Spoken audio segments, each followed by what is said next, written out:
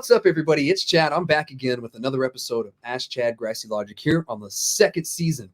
Yes, we made it to the second season. I'm here today with my friend Bennett Castro. Thanks, Bennett, for joining me. Hi. So people typically call me B. So if you know me, you have heard me be referred to as B, but you can call me Bennett or B, but B for short. Yeah, that's what we call all the times, but I like to tell people their real names. But if you want to go with something else, yeah. But yeah, I call her B as well. It's kind of interchangeable, to be honest. Mhm. Yeah, It I kind really of is find myself interchangeable. in the So, but professional sense, I'm Bennett. that makes sense. Yeah. So thank you again for joining me today. I'm glad that, I finally got to get you on the podcast. I know you had your own for, a little bit with, the other business you're working with. So it's good to get you Yeah, back in here, get in the seat. I'm excited. This was definitely one of the most organized and like planned out podcasts I have ever done. So thank you for that, Chad. I can say that no wonder your podcast has, this many episodes and this many seasons because, you got it figured out. So thank you for putting such a good podcast out. I appreciate that. It's the first time someone's told me about that. I guess they just kind of expect podcasts to be that way, but I don't like being unorganized when it comes to this, so I don't want anybody else to feel that No, way. you'd be surprised how unorganized podcasts can get. So yeah. Cool. Well, appreciate you on, and I appreciate that, a compliment because that's huge. Made my day. But first off, I want to explain to everybody. I have COVID, so that's the reason why me and Bennett aren't in the same room. Because normally I have my guest right next to me, and we're having a good conversation. But I don't want to get anybody sick, so I'm quarantining right No now. worries. Luckily, it's not as bad as it was like 3 years ago. It was my third time getting COVID. So 3, 4 years ago, this would have been terrible. So yeah, we're doing it remote. Bennett, thank you again for joining me. And why don't we just jump into it? Why don't you tell people a little bit about yourself? Of course. So, as we mentioned, my name's Bennett. I have been in the cannabis industry for 3.5 years. I am a single canna mom, so I basically raise my kiddo on my own, but I do get to co-parent. So that's a little bit of a tricky situation there, especially when one parent is pro cannabis and the other parent is anti cannabis. Um, I started my cannabis journey when I was about 12 or 13 years old, as most teenagers do. But compared to other teenagers, I didn't get a hold of it through school or other teenagers or anything like that. I actually was introduced to cannabis by my mom and my stepdad, which I consider my stepdad more like my dad. But I was actually introduced to cannabis by them, and they made me do my research before I decided to consume cannabis. And the one and only thing I researched before I decided to consume cannabis was, does cannabis kill anybody? Or does marijuana kill anyone? And of course, the research that came up, there has been zero deaths. And to this day, there's zero deaths reported. So I knew that I was safe and that I was good to go. I wanted to try this out. I tried this out. And, during this time, my mom had also been diagnosed with stage 3B cervical cancer. So basically, almost terminal. So she was using it as medication, as just something to aid the side effects that chemotherapy and radiation were giving her. So it would help her with her appetite, or it would help her with the pain. And I firsthand got to witness all of that. I got to witness getting oils and tinctures shipped in from out of state. I know it's illegal, but the people were willing to help out this person who was deathly ill. And it was a beautiful thing to see the cannabis community come together like that, especially from like Colorado, California, and Washington. And it was really beautiful. Unfortunately, my mom did lose her battle to cancer when I was 15, in 2016. And that definitely left a huge hole in my heart, but it definitely sparked a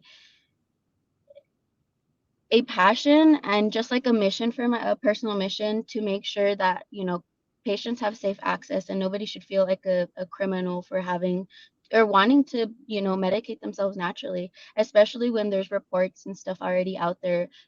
Back in 2012, I remember hearing, weed cures cancer, and but we never knew why or how, and everybody just assumed you had to smoke it, and that's how we would do it. But now that I've actually been around, I know that that's not the case. But My mom was also well known for advocating in Texas or in El Paso. So she went down as a fighter. She fought cancer. She fought some legislation in El Paso. My my dad founded the first El Paso normal, I mean the first normal chapter in El Paso.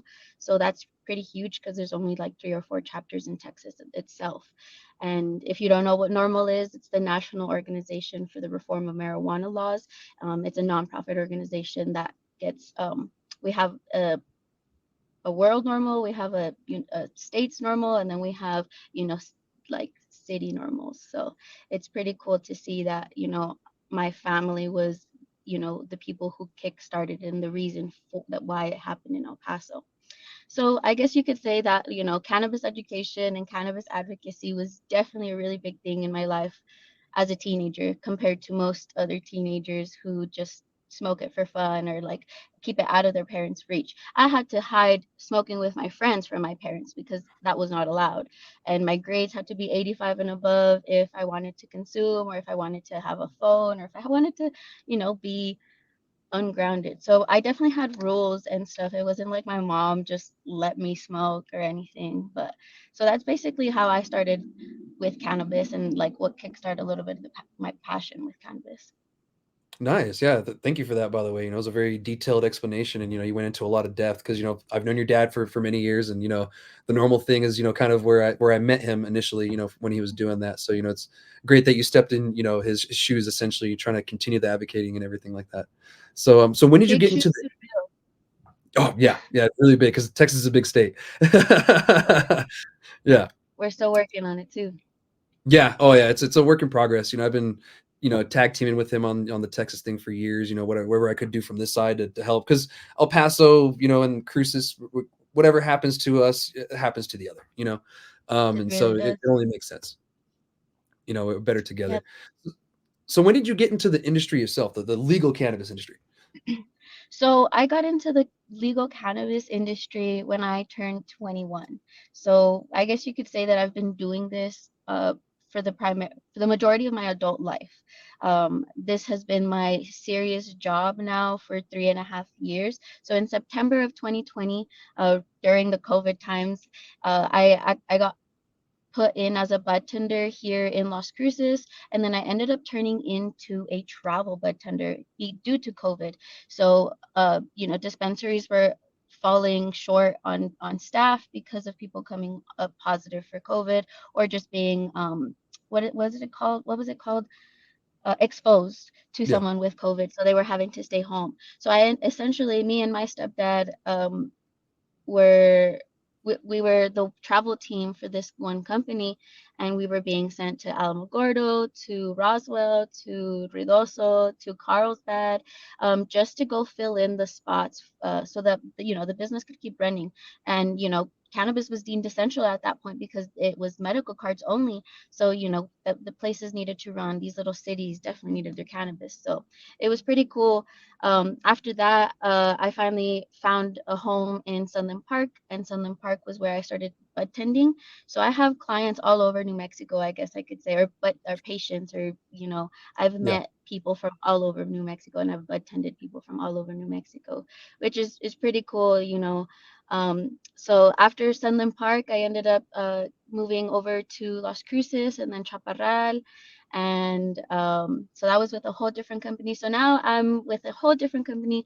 3 years later, I've done 3 different companies, and I've gotten so much experience and so much knowledge from all of them. Yeah.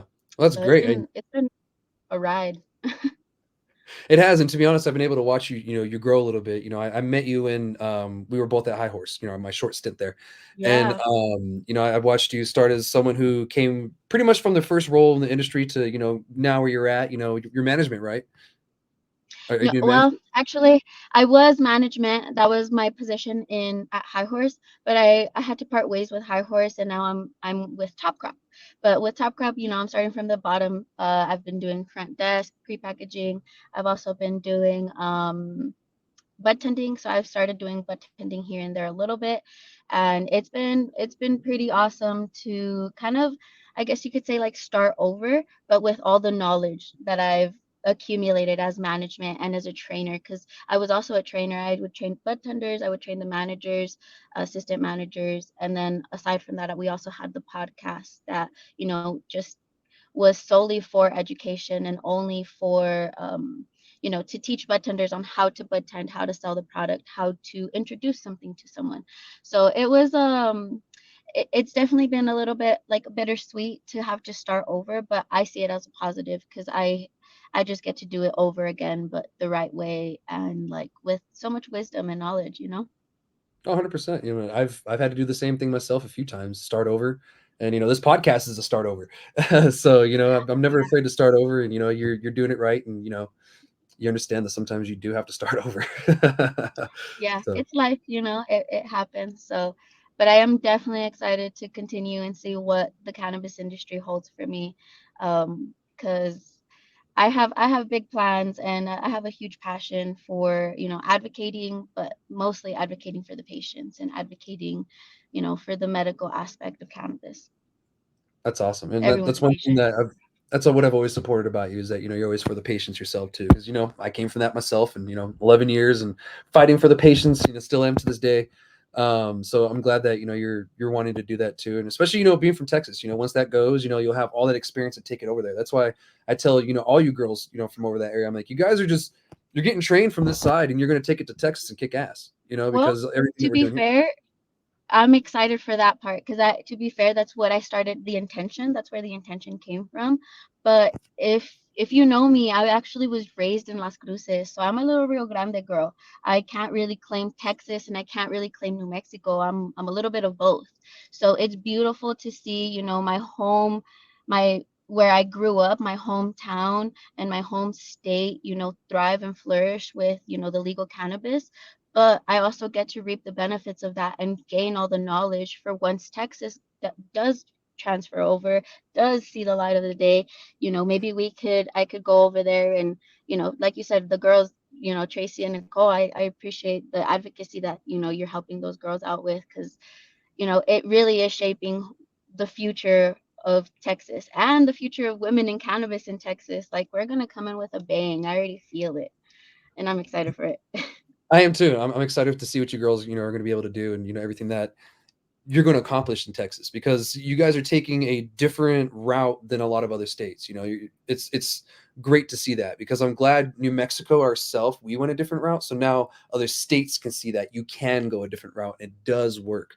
So my fingers are crossed that Texas sees the light, in the same way, but that part of me still. Yeah, So yeah, me it'll be too. time, you know. It irks me when people are like, Texas will be the last one. And I'm like, with that mentality, it will. Stop it. Please stop it. To be honest, I think Idaho will be the very last one. To be honest, oof, they're That's why something I'm else. like, Texas already is decriminalized. They're already one little tiny step ahead. They have a mini little medical program. So please don't say that. Please don't put it out in the universe like that. We need positive vibes and we need better people in office that actually want, good for the patients, good for the people. And, people who, I mean, people in office need to realize in Texas that if you look around to Colorado, New Mexico, those taxes are flowing in so much. Like, forget the oil, forget the guns, forget the alcohol. The cannabis alone will fund Texas, like, but that's Texas. So, but I'm glad to be in New Mexico. I'm glad to be soaking it all in and, just being part of my hometown and getting to change the stigma a little bit because I think one of my favorite things to do is change the older Hispanic mindsets because that's who I struggle with. It started at home, but then when I run into people at the stores that give me dirty looks because of my cannabis leaf shirt or whatever, I definitely I'll spark that conversation like what is your biggest concern with it, and a lot of them compare it to alcohol. So right there I break that stigma. I'm like, nope, nothing compared to alcohol when it comes to cannabis. Like, Oh yeah, night and so day. Yeah, there's no night and day comparison. To be honest, like, at at one all. time I didn't know how to respond to someone when I was wearing a weed hat. That little hay one I have, and I was wearing it at Walmart. And this dude comes up and he like invites me to his church. He doesn't say he hates weed. He doesn't say you're a dirty stoner. He just says, I want to invite you to my church. Like I need you to be saved. And I was like, and so I told him I didn't believe in Jesus and God and all that shit just to piss him off and leave me alone. Cause that was weird. Like I was just minding my own business. I was trying to get That is something from the weird. deli. It's just You're like, I'm just here doing my shopping. Leave me alone, please. yeah, I just want Don't mashed potatoes and and chicken see. strips, dude. Oh my gosh. Yeah. So, speaking about the education and stuff. So what are some good resources you can give people that are just starting out in the industry, to look up information? Because you have learned a lot in just, the few years you've been in the industry so far. You and all the girls. So I can say with my time in the industry, I've actually I could say proudly I can say that I've helped out both of the girls, I've taught them a lot, but they on their own have gone on their own path and found so much more knowledge on their own. So when I put them into perspective, I case studies and all that is definitely a given, you can find your research there, but it's over repetition, over how do you say it? Like testimonies from your clients. That is the biggest thing that I can say where I have gained most of my knowledge is testimonies from clients. But other than that, there's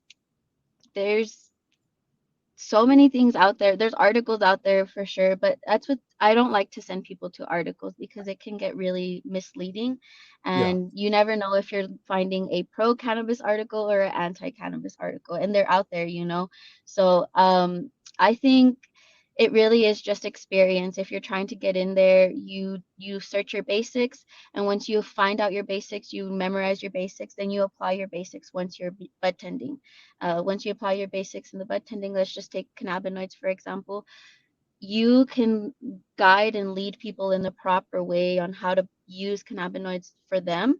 And for once they come back and they give you their testimony on, this cannabinoid did me better than THC did, it just it leads you with so much more knowledge of, it's just everyone is so different. So I can say that I've just learned by my clients and my patients. I can't say I've gone to very specific.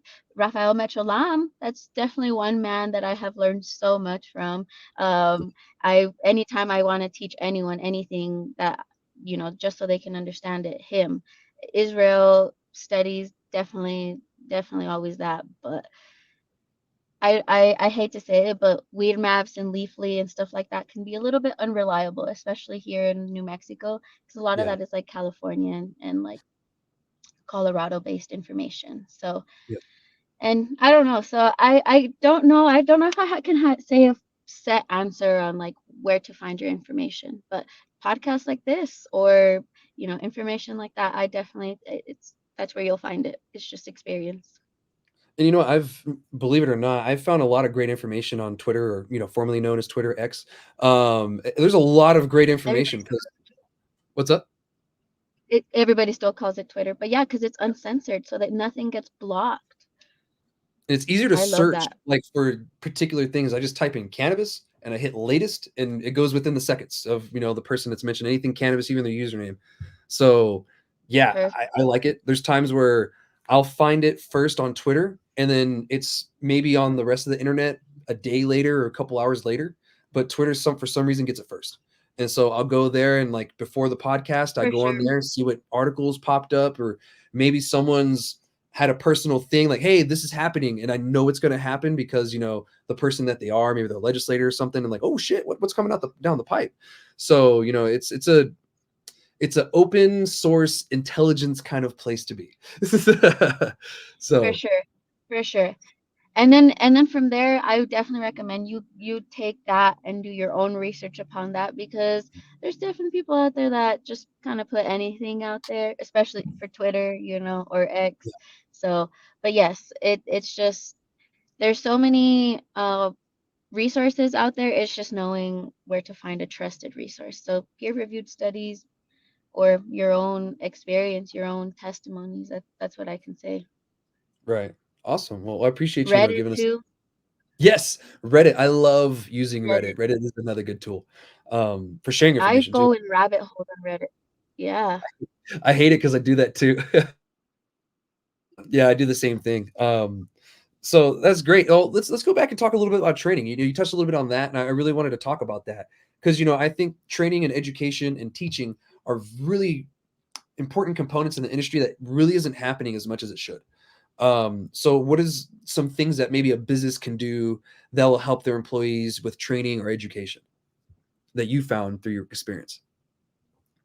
So from my experience, as a manager, I can say that it's a little bit hard to do our full training and our full knowledge when we don't have manufacturers, producers, and stuff like that, not really getting or putting full testing results on the product that we're getting, or even sending out, the proper testing results, because cannabinoids are really important. Terpenes are really important, especially for wanting to teach your bud tenders on how to teach their clients on how to properly use cannabis.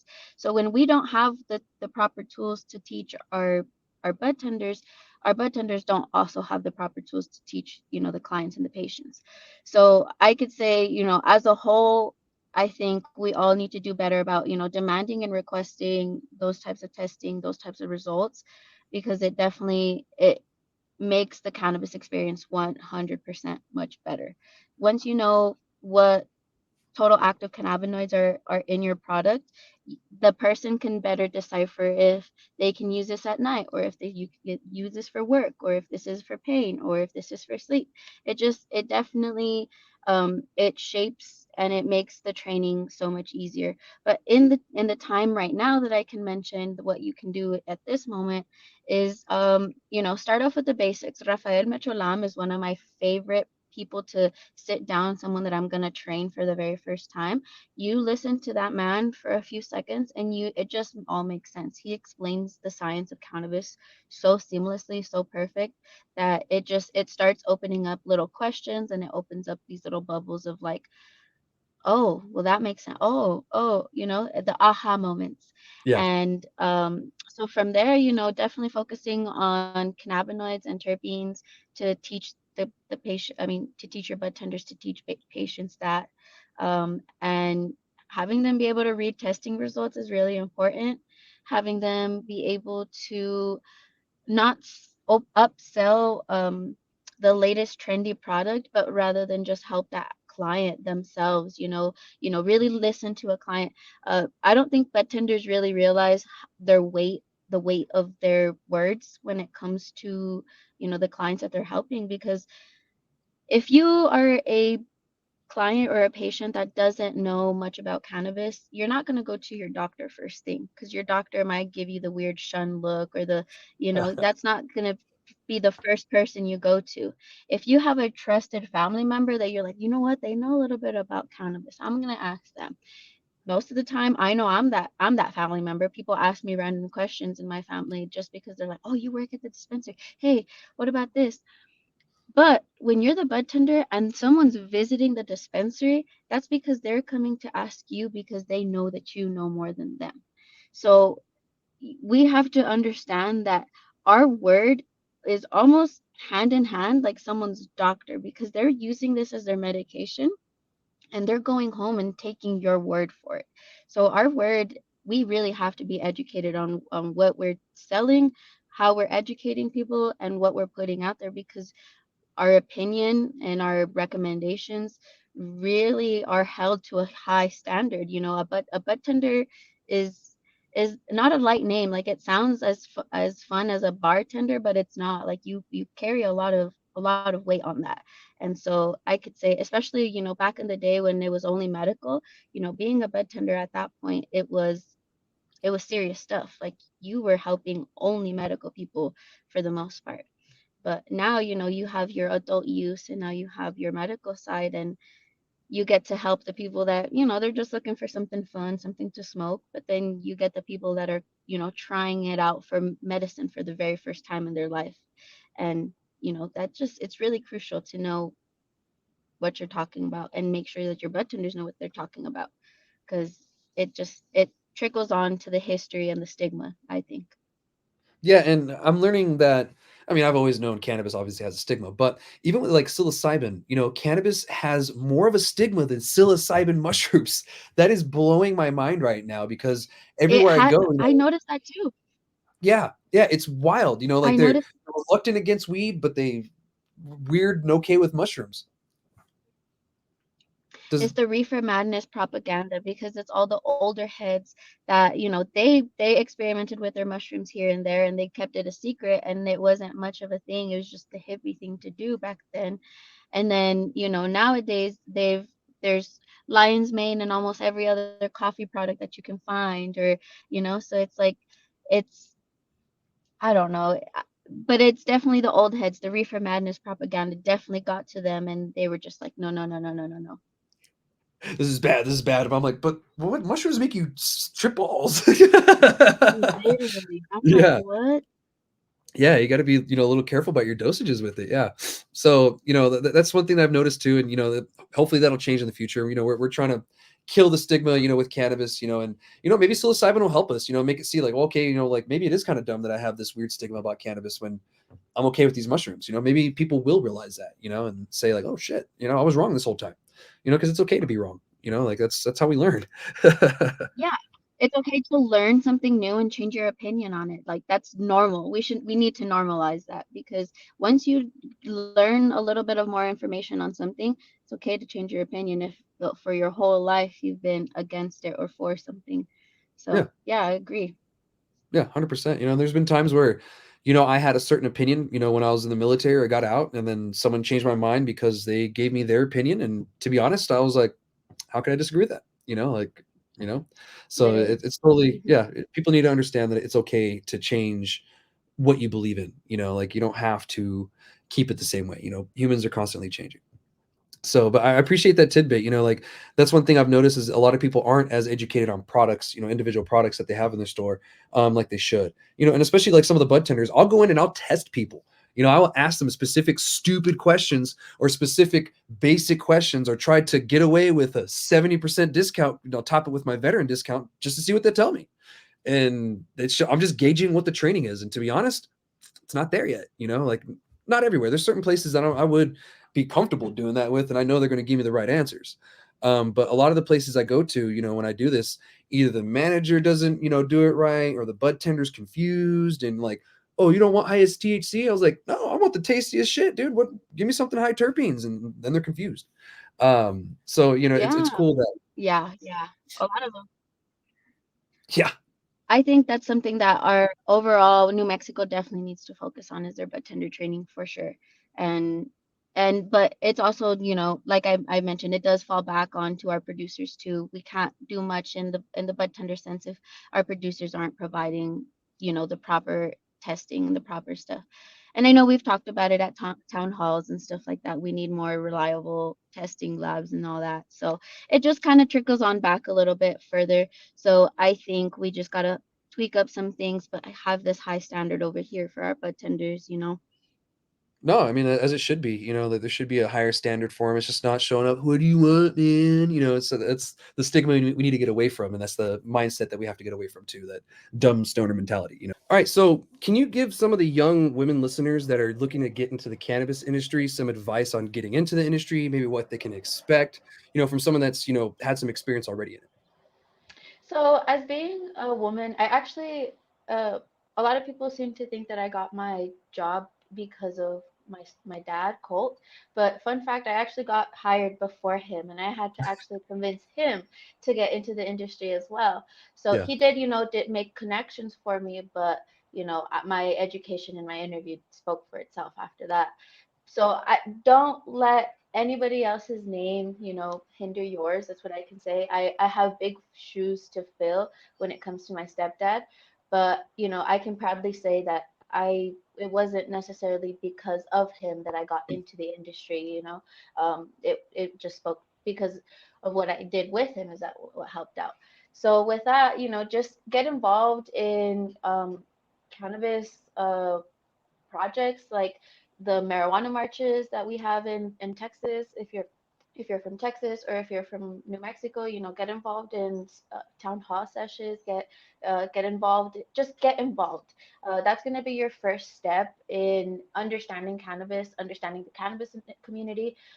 Because as much as you may be smoking for some years now, that doesn't necessarily give you a whole rundown of how it entails, or what the cannabis industry entails at all. So, and that's definitely one that I can recommend. Another is definitely do your education. One of my favorite things to do is find female cannabis influencers. Influencers is a really like wide used name now, or wide used word now. So, but what I mean is like there's like Cannabis Cutie. She's a BSN and she has a whole book club, and it's a cannabis book club, and it's a That's cool. women's cannabis book club. So, we end up reading cookbooks, or like mom and cannabis books, stuff like that. Get follow people, that inspire you to do something that you want to do. So there's just that's literally what I did to get myself into the position that I am now. And then get your education up, because without your education, girl, you're not going to be able to get much further than any of the dudes around. Yeah. But one of the biggest things that have always wanted to speak on is we're more than just a pretty face in the industry, and that's what I want to be. Like, I want to teach the women in the industry that we're more than just our bodies, we're more than just our pretty face. Like, we're more than just the beauty. Like, we have brains, we have nurturing. Like, I can say that women that grow cannabis have a much more nurturing touch than men. So, and that's not to talk crap about men. Men have passion with it, but nurturing just comes natural when it comes to a woman. And so I could say that, we have a huge role in the cannabis industry as women. The plants are ladies, and we know what ladies like. And New Mexico actually has one of the highest rates of women in the industry out of the whole nation. So that's Yeah, something that I can see continuing on. We're trendsetters in New Mexico. It's just people don't know we're here. I love that. I really do love that. I've noticed so many businesses being women owned here in New Mexico, when in Arizona they've barely celebrated the first black owned women dispensary owner like last year. So it really is. New Mexico is going to be a huge beneficial start for any woman who wants to begin, because we really don't have a lot of binds to us. It's just, doing the education, doing research, and, putting you're only as worth as the knowledge. If your knowledge was your worth, then it's well earned, like Miss Badu said. So Yeah. we just it all comes into what what you provide, and as a woman, you can provide a lot. Yeah, definitely. I grew up with sisters, and there's just certain things that they're better at than me, and I'm not afraid to admit that. Like, I can't push a baby out. My sister No, pushed out too. yeah. So yeah. It's great that you're giving this advice to the young women wanting to get into the industry, because I've been approached by a couple of my cousins, my female cousins, who want to get into the industry. One wants to grow, and I was all for it because I want to see more women growing in the industry. The guys, I like think Bennett said, you women aren't is just a the pretty face, you perfect. aren't just a bud tender. you know Exactly, exactly. And I can say, for the ladies out there, if you don't like, extra attention, bud tending is probably not going to be for you, because, there's a lot of folks out here that don't know how to keep their compliments to themselves, I get, or their far end compliments. Compliments are nice, I get that, but it's just the same thing as like working in the service. You're working retail. People are gonna have their comments, and you can be made uncomfortable. You work at the grow, it's just you and the ladies. You're maybe grow dog, and shit, it's just, and you get to nurture and talk to the plants however you want, and play whatever you want for the plants. And I think all of those little things definitely play into how the plant is grown and how the plant ends up. So, yeah. So I would love to see more female growers too, just because, like I said, I feel women have more of that nurturing touch, and I've known more women with a green thumb. I love when men have a green thumb. Like you have a green thumb. I've never seen Thank you. a garden as nice as yours. So I really do enjoy to see that. But women do have that nurturing touch, and it's natural. That's what we're meant to do. So it's natural. We Yeah. need the women out there growing for us. Yeah, because for the longest time it was seen as unmasculine for a man to garden, even grow flowers. I love growing Yeah. flowers. They smell amazing. You guys are crazy if you don't like them. So yeah, it is more of a woman thing to see that. And I like seeing that. Like, Erin, she does a great job with Oh those my plants. Oh my God, her gosh. bonsais are so The gorgeous. bonsais, the Oh, bonsais are even like that is a whole nother step to it. Like she grows great. Now bonsai, that just puts it a whole nother level. Like she just doesn't give anyone any room to, compare there. I'm like, yes, girl, you get it. And I love that. I love to see these strong-minded women, shaping New Mexico like that because her stuff has gone viral. I've seen her stuff all over the place, and I'm like, I know dude, her. I know her. me too. Like my friend will post, I'm like, oh my God, I know her, that's my Literally, friend. and it's always, and then during Veterans Day or Memorial Day, it's always the one that she did with the little soldier, like push it. Yeah. So Yeah. I've always seen that one go around, and yeah. So I think that women can really bring something different to the table when it comes to the cannabis industry, um, and I'm not a man hater or whatever, but I do think that I would love to see more cannabis business owners and cannabis growers. Um, yeah, just let's get out there, you know? Yeah, 100%. So if any young women that are looking to get into the industry, these are some really great advice and tips, from someone that's been in the industry for a while now. So yeah, thank you for that. And before we move on to our next topics, where can people find you online? Like Instagram, Facebook? So my cannabis Instagram is gonna be honeybeedabz. So honey bee, correct spelling of the, and then dabs is gonna be dabs but with a Z at the end. So honeybeedabz. That's gonna be my cannabis Instagram. I have been taken down quite a few times by Instagram. So this Instagram is kind of like I've already gotten a little bit tired of putting my all into my content just for it to get taken down. So please bear with me as I try and get my content up and out there.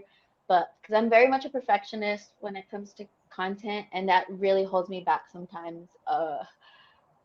On putting content out because I'm so hard on myself. I'm like, I don't like this. I wouldn't watch this. I wouldn't like this. So I'm just not gonna put it out.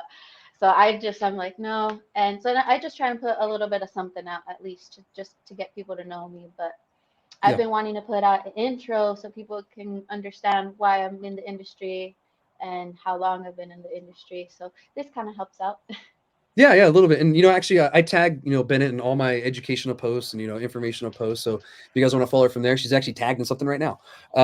So yeah, and it's great that you're going that route and you're wanting to educate more because I can only do so much. Like I can't do it by myself, and it's great that the crazy thing is it's mostly women that are offering to help me, and so Yes.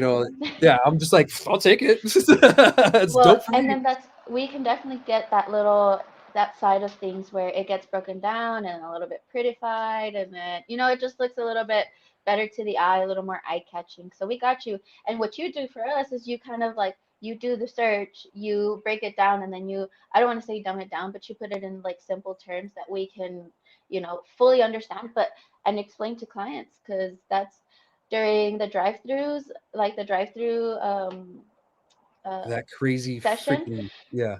every drive-through person that I helped, and if I saw a car seat in the back, I would let them know what was going on. I was like, just so you know, there's drive-throughs wanting to be taken away, and if this benefits you for your child, like for you not to have to come in and I'll leave your child unattended, I need you to go call your representative right now. And it just because as a parent, it just is like, oh wow, I don't want to be this. Other people, they just mm, oh, that sucks, but they wouldn't really do much about it. Yeah, So, yeah. but those parents, they had a big concern with a big concern with it because I could relate. I wouldn't want drive-throughs taken away from me because that's a convenience as a parent.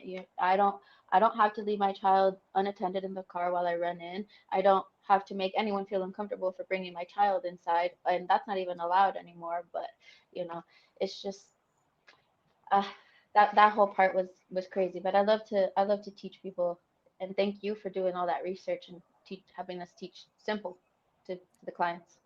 Yeah, I like breaking it down Barney style is what I like saying, just make it That's exactly. easy, for the most common country boy to There understand you it. go. Hmm. And yeah, it helps. Like I said, I push the information out and you guys make it pretty. Like there's times where I only have time to push the information out, then I gotta go. Yeah. So I Yeah. appreciate you ladies making it look good and spreading the information and the word and everything. So I really appreciate that. So, but anyway, yeah, thank you for that. Let's move on to the next topic because I could sit here and talk about advocacy and stuff all day. Literally Uh, same. So the next topic I want to talk about, at first I wanted to talk about the study, but as I started to read the study more and I started to write my guide, I realized that I wasn't talking about the study. I was talking about the media and how much I hate the media sometimes. And to be honest, it's most of the time. And what I'm saying is that there was a study that was put out at the time of recording, because we record a day ahead of time from the release. There's a study that came out that's trying to say that there's a linkage between cannabis use, any kind of cannabis use whatsoever, and heart disease and strokes.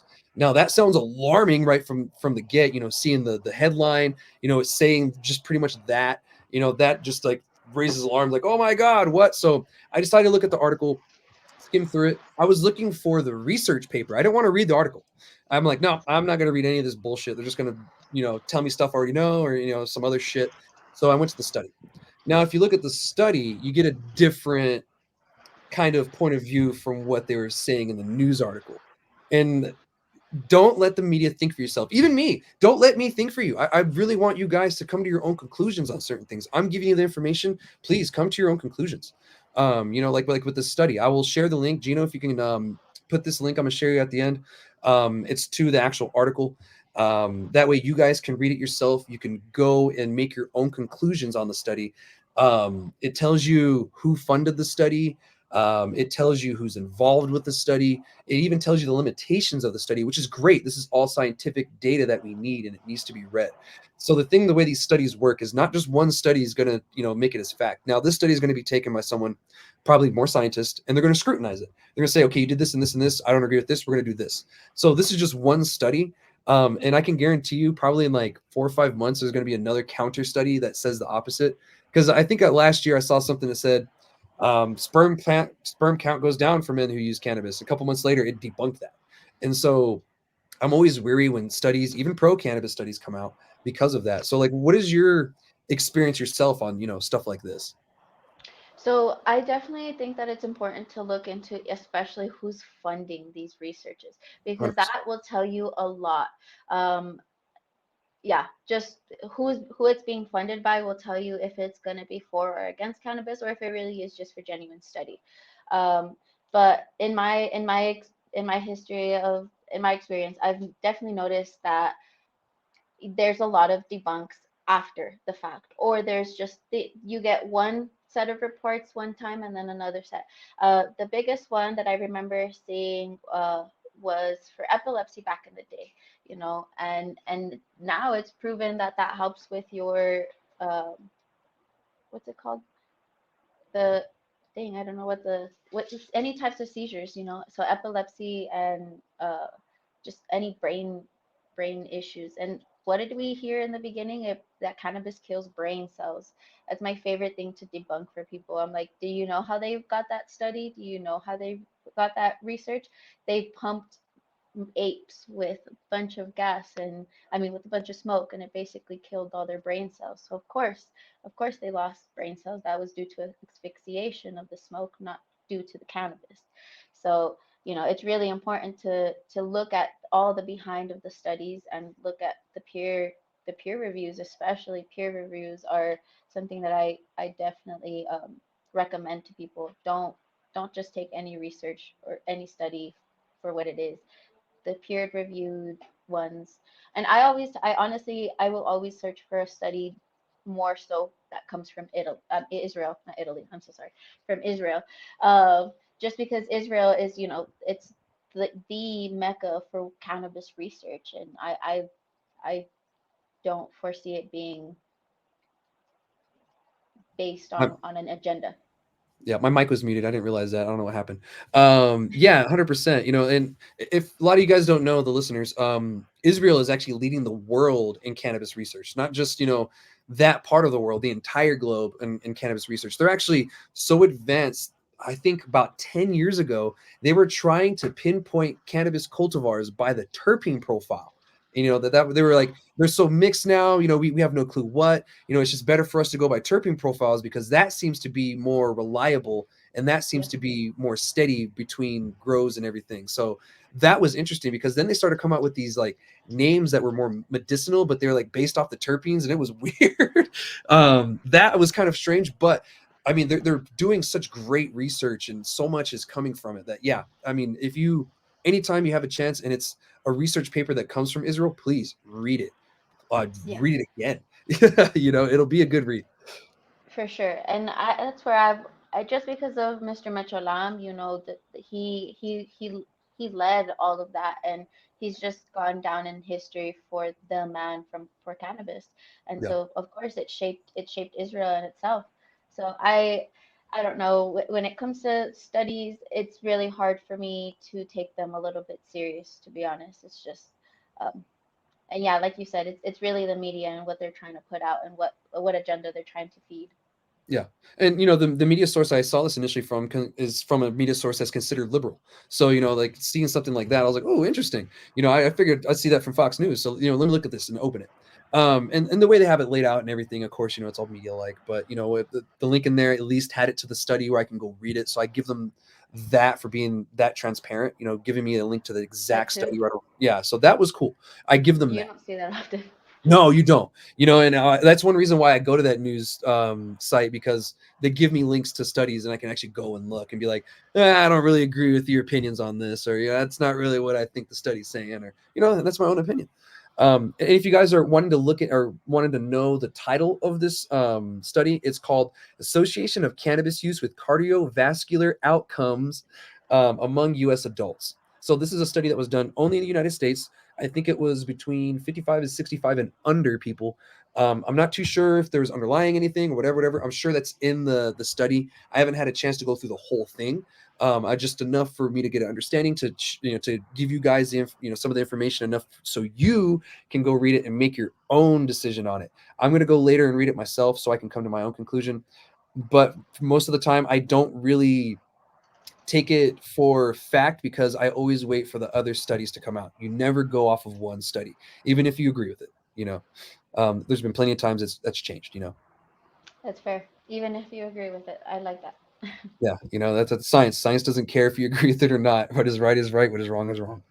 But yeah, I just want to touch up on that. Just be very careful when the media is reporting studies and stuff. I've brushed on studies very lightly in the past, and I really wanted to kind of dig into it now. I'll give you guys the link, so that way you can get some experience checking them out. It's very transparent. If you scroll down to the bottom, that's where most of the information is going to be on who funded it, who was a part of the study, what limitations there were, meaning what issues they ran into, which may make the study not true, or like there could Or be not something that, valid. yeah, invalid. Excuse me. Yeah, thank you. Hmm. Invalidate the study. I couldn't think of the word for whatever reason. It's a COVID brain, but yeah, something that invalidates it. You never know. Studies are meant to be scrutinized and they're meant to be peer reviewed. It's a theory. Actually, excuse me, it's a hypothesis until it's been scrutinized enough and studied enough, then it does become a theory. So, right now it's technically a hypothesis, that this is linking to that. But, I could see the other side too. This could be true in the end. I don't know. But take it with a grain of salt. True. Yeah. I definitely always take things like that for a grain of salt. Like I said, I don't know if this is fair enough for me to say, but I've just taken people's testimonies for the Yeah. correct knowledge, because it's that's my research right there. They went home, they tested it out, they came back and gave me results. Yeah. And they're not tied to any kind of study or, whatever, they're doing it out of the kindness of whatever, like, hey, this helped me with this. And, there was no For their own better life, or better, what is it, better life of betterment of quality of life. life, There you go. better life. You're giving me COVID brain. I'm just kidding. Yeah, No, yeah, we're all messed up. So if you guys notice the landscape change, Bennett's actually on a porch right now with better internet. So we're doing it that way because we're having some issues. So she's no longer in the car; she's on a no, porch. So I that's why had this. technical difficulties all over, all around today. So Yeah, wish me Murphy's luck. law in effect. So that's all I really had for that topic. We'll go into the last one. I really want to talk Yes. about Germany. I didn't get to talk about Germany very much in the past because they actually just legalized cannabis. So wunderbar Deutschland. Danke. Yeah. So What does I'm that mean? excited. Huh? What did you just say in German? Oh, wunderbar Deutschland is just wonderful Germany.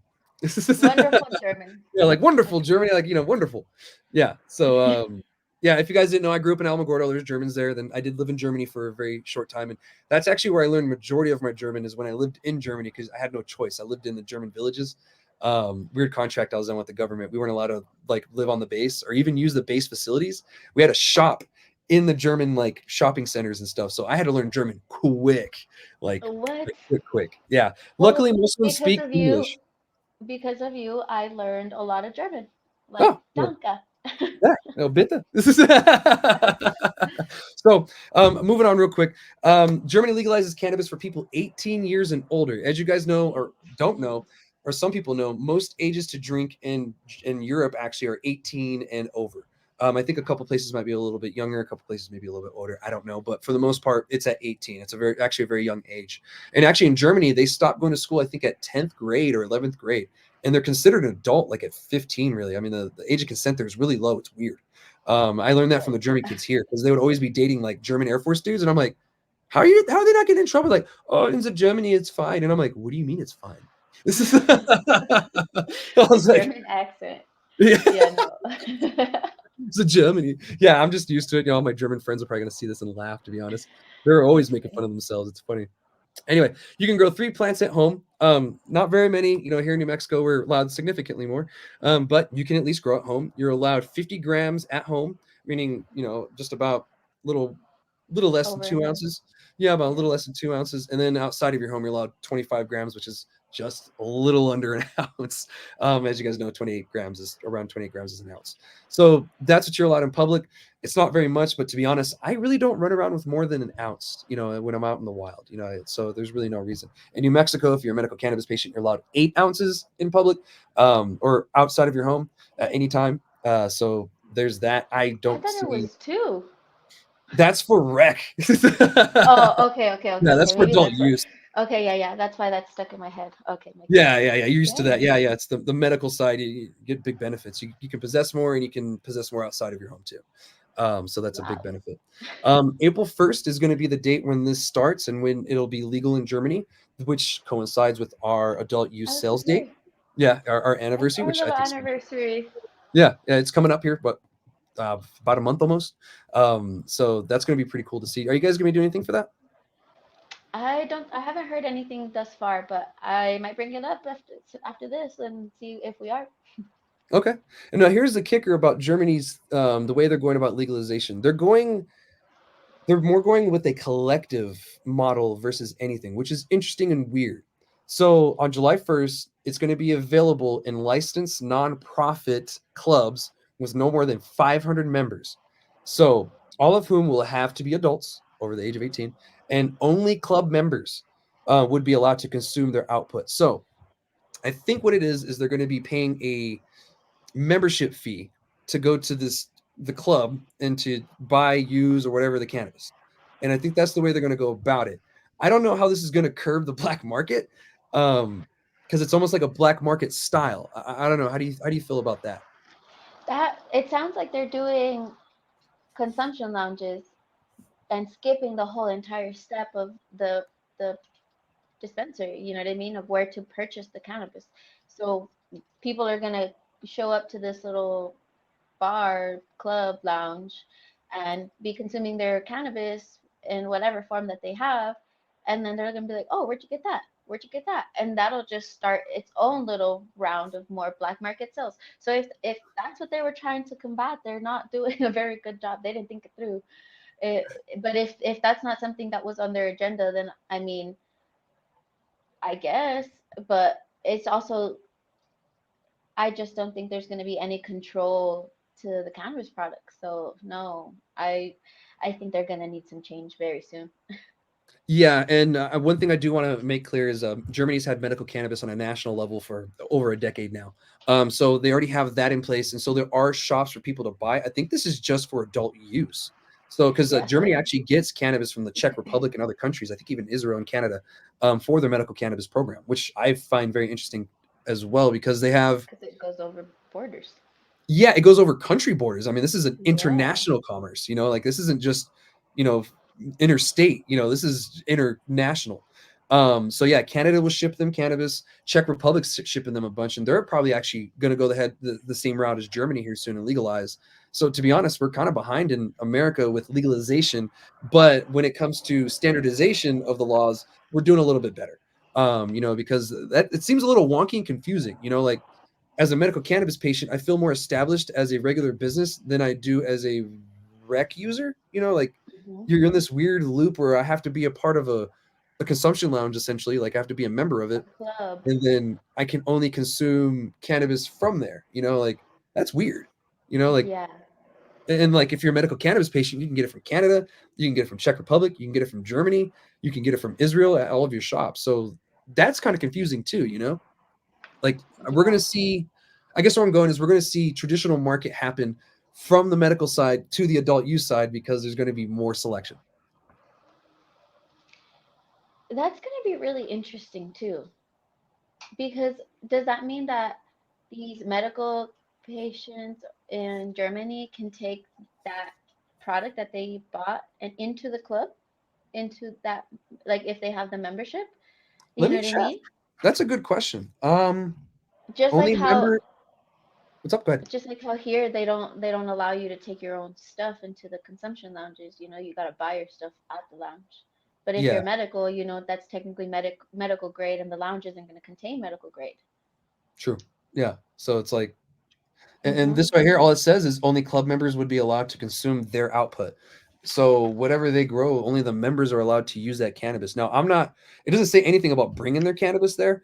So I'm not sure what this club means. Maybe when they say club, they mean it's a shop. Maybe they mean it's a shop that's a club and it's not like a consumption lounge.